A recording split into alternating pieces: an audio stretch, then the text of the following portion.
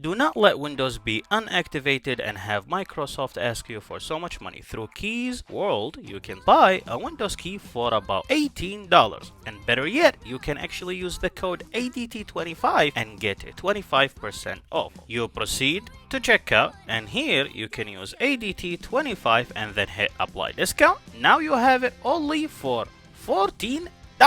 And if there is any issues you might encounter, there is a safe payment method with money back guaranteed. So go ahead and grab the key that you need. In case you were wondering how the M5 MacBook Pro 14-inch with the Apple M5, even the 16-inch for that matter, how it would perform with your dearly beloved software Blender, we're going to test that right now. The samples, I do have them at 16, and then the render engine, we are using Eevee, and basically these are the default settings that the project, which is Red Autumn Forest, is all about. And then from here we're gonna go to edit preferences, and we're gonna make sure that we are only using the GPU. Now if you are wondering why we are using the GPU, why we're not using the CPU or the CPU and the GPU together, that's because the GPU is the fastest. And if you want a more in-depth breakdown about that, check the video titled a Blender breakdown on the Apple M5 chip. Keep in mind this is the first run and it only took 18 seconds. Let's go ahead and go to preferences and only use the CPU right here, and we will see how long it would take if I am rendering using Eevee. And after that I will try that with cycles. I'm not sure if it's gonna run with cycles or not, but we will see if cycles actually would work or not. Let's give it a try.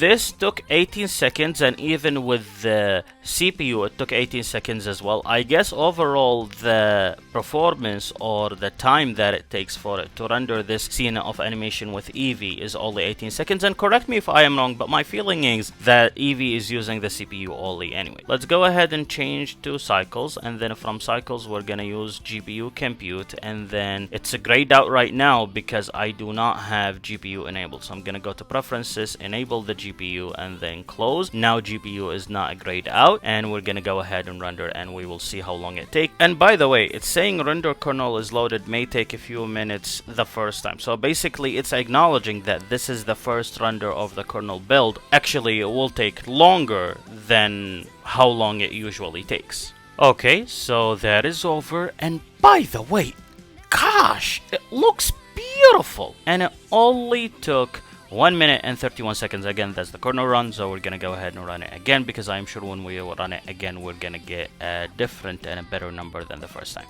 So this one is done, and it took only 45 seconds, and holy cow, this is beautiful. This is amazing. I might save that and have it as my background for my computer. Took only 45 seconds. The first time it took 1 minute and 31 seconds. So let's say 91 minus 45, that's gonna give us 46. 46, basically that would leave us at around 67.6. So using the GPU only is 67% faster than using the CPU, or at least it's faster than the kernel run. I'm not gonna wait till the CPU is over, but I am sure the CPU is going to take way more time. But I'm not gonna wait for it for a very long time. I just want to see the difference, because we know that using the GPU only took 45 seconds. How long it would take using the CPU? We are looking at 2 minutes. That's already a lot. So right now we are at 1 minute and 40 seconds, and it's been a minute. I'm not even gonna bother with it.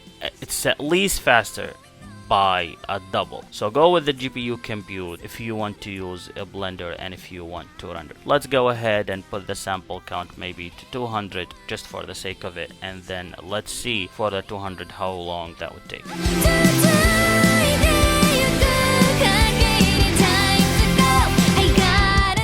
So this took 45 seconds, and even with a sample count that is increased to 200, it's still the same number. Because one of the feedback that I got in the comments with one of you guys is that I need to increase the sample count to get a better number. This test is as real time as it gets. Just the waiting time for something to render, I am trying to cut that out, because I don't want you to sit here for 1 minute and 45 seconds looking at this being built square by square. But other than that, increasing the sample count did not really help, so we're just gonna keep it at the default 32, which is what the project came with. I want to move, wow, when you move it, it's really nice. So basically I wanted to see if you are scrubbing through this in term, if you are working on an animation or whatever that might be, would this be an issue? And it's not an issue at all. You can scrub back and forth and then you will be good to go on that end. If you are an animator and you want to know how the Red Autumn Forest project works, that's your answer.